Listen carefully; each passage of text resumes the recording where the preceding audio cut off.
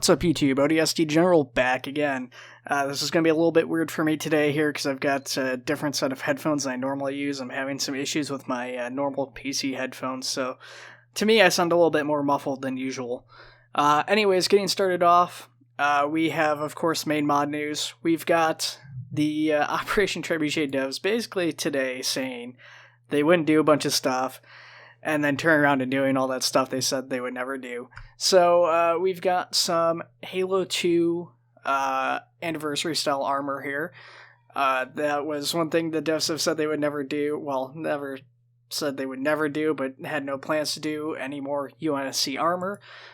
So this is, once again, the Halo 2 anniversary armor. We've got it in a olive green like Halo 2 anniversary, as well as a brown kind of based off of Halo Wars. So we see a few different pictures here. We see the full body armor. We've got the chest plates. Looks like maybe a new under uniform that will go with this particular armor. And then we've got the helmet as a separate model here too, which looks really good. I'm really excited for this armor. Absolutely gorgeous. Now it does sound like it's not planned currently, but there is a possibility of Halo 2 Anniversary ODST armor as well with this. This is being worked on by Vespade, by the way. And yeah, so that's pretty cool stuff. We also had a picture shared of one of the official Operation Trebuchet helmet attachments. So a couple different mods have been working on helmet attachments, I do believe. But this is the one that's going to be going into Optre. Looks really good. It looks like it's a flashlight, I think. So I don't know if this will be a functional flashlight or if it's just going to be for decoration. Nonetheless, I'm pretty excited for this. Not too much else to say on that front. Then we've got an ammo box for the sniper ammo being worked on by Freeman. And not too far along on this. I don't know how much modeling experience Freeman has. I think he's fairly new to the modeling, but looks pretty neat. I'm still waiting on the ammo packets from Halo 1. Just something I personally really want to see. I know a couple other devs have mentioned wanting to see it too, just no one's ever taken the time to work on it because it's not really a necessary thing. It's more so just for looks, and they're pretty small, so I could see why it's not been a priority for anybody. Then we have the Spade, which is being worked on by, I believe, Can1 Max is his name. He is a new Operation Trebuchet developer. He's an entry dev. And pretty cool truck. Now, we did have a Spade that was being worked on previously by HK Urban. Unfortunately, Urban is MIA. I don't know what he's got going on, but him and Bradster kind of disappeared about the same time, unfortunately, and as such, the Spade hasn't been developed any further, so hopefully we'll see Can1 Max's Spade getting finished here and implemented. It probably won't come in the hotfix because that's coming up pretty quick, but maybe possibly in the next update or the one after that since it's just getting started, but we'll have to wait and see on that. Colo will be getting roads. In order to make AI navigation easier throughout the map, Night Wizard's adding roads into Colo for the sake of their navigation and everything, so pretty excited to see that. It's going to be a minor thing, I think, but they look pretty good just based off of the screenshot Night Wizard took, so I think those are going to work out pretty well, and yeah, hopefully it won't be too long. That one, we might even see that potentially in the hotfix, just because that would be a pretty easy thing to update. All Night Wizard has to do is update things on his end. It doesn't need to be coded or anything like that, per se.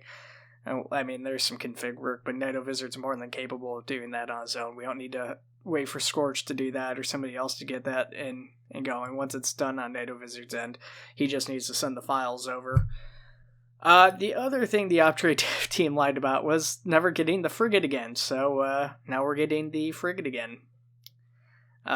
So this one was a surprise. Forky apparently is a big fan of the frigate, even more so than the rest of you guys, and you guys are pretty big fans.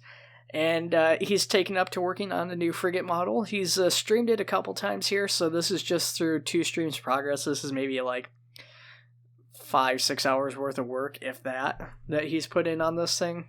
And it's gotten along pretty far already. He's pretty much got most of the ship completed at this point here. It will, of course, need to be textured out. have all the LODs done and all that stuff still. So there's still quite a bit of work left to do on this thing. Now, as of right now, this is only planned as a static project, so it's just going to be like a background prop.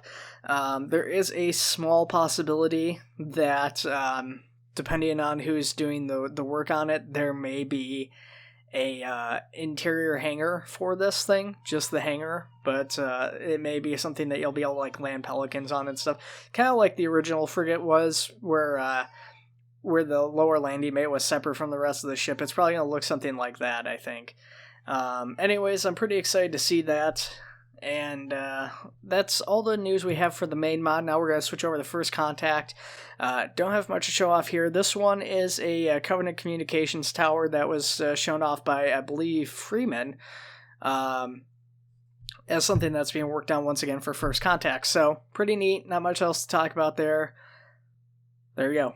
So we're going to go ahead and shift gears. We're going to get into side mods here. So as far as side mods go, we have Opcan, of course. That was always a big one and popular one. Not much to show off today for it. We've got some URF guys here with their vehicles in the background. And then we've got, I'm guessing, those are like the URF battle jumper vehicles or something. I think that's the same camouflage that the battle jumpers are using. So I'm guessing that's their vehicles. I probably could look. I literally just took this screenshot today here, and I didn't think to actually even look at what it was listed as. Thought I took it today, but I don't know where I got it from. Now I'm questioning it. Questioning my sanity. Well, it's in there, so it needed to be done. Okay, I did shift everything around, so that's probably from a little bit ago. Nonetheless, that's what I'm pretty sure those guys are for. And then, lastly, we have the Shortsword side mod, which is being worked on, once again, by Hollywood. He has made a ton of progress on this thing since last week. I was pretty shocked. Normally, you don't see this sort of progress from people outside of the main mod's development. Even some of the more veteran side modders just don't make progress this fast, and so I was pretty surprised by that. So we see a redone front end on this thing again, with the weapons having been moved into the to the wings on it. We see a ladder for getting into the bottom of this thing for the crew, since it's smaller in size compared to the longsword. They use a ladder instead of the ramp. We've got a couple interior shots of the cockpit on this thing. It's still multi-crewed. Looks like it's still like 3 or 4 people. I think it's supposed to be like a 3-man crew, like pilot, co-pilot, and then like a gunner or something in the back. A new exterior shot showing off a kind of upper angle shot of the ship with its exhausts and stuff like that going on, or intake ports. And then a few shots of it in-game. With a Sparrowhawk next to it for a size comparison, which it's huge compared to the Sparrowhawk, but when you consider the size of the original longsword, this thing's much, much smaller, and this is probably not final scaling. I'm sure it's going to get tweaked some beyond that. Of course, once again, this is just a very basic modeling game. It's got like none of the functionality of an actual fighter or anything like that. It's got no working ordnance, it doesn't move or anything like that. It's just a static prop. And then we have another project from Hollywood, which is an older project he had worked on previously, but he's going back and touching it up while he's got some spare time, and that is the Seraph Fighter, which is, of course, the Covenant equivalent of the Longsword. So, that one's very early box out, and I mean, that one's probably not going to see the light of day before the Longsword, I would think, but you never know. I don't know if his plans are to update that. Like I said, I didn't know if he was even planning to get the Shortsword in. I said Longsword before. The Shortsword into game or not, like last week. So obviously he's done that in the course of a week. He's gotten it in game. So who knows? You know, we'll keep opening that. As of right now, he's still working independently from the Optre Dev team. Although with that being said, it looks like we do have a couple new devs. Like I said, Can1 Max joined the team. I believe Dave Skywalker, I think, is new to the dev team. He's blue. So yeah, we've got quite a few new green names that I don't necessarily recognize from before. Of course, with people changing names and stuff on Discord, it's always kind of hard to keep track of who's who. But lots of new names I don't recognize. Some people I know for sure are new. So to all the Optre Devs and all that stuff, welcome, guys. One thing that I did forget about is my own project. I have started up work on GAO again, so once again, the Arma 3 map GAO, the one that needs Operation Trebuchet, yeah, that started work again, and hopefully I'll be able to continue working on it a little bit more than I have been. Unfortunately, I have to go back to work tomorrow, so Friday, so that will kind of hamper my work today and the next couple days I had hoped to put in, but, that's fine. I've gotten some pretty good work on it. I've got the help of GEK Vengeful now, so he's going to help me start making some compositions and stuff that I can get into the map and stuff, hopefully speed up development on it. I fixed some bugs and stuff that were in there for a while, so hopefully you guys enjoyed that too, and other than that, I'll see you guys in the next one. Take it easy.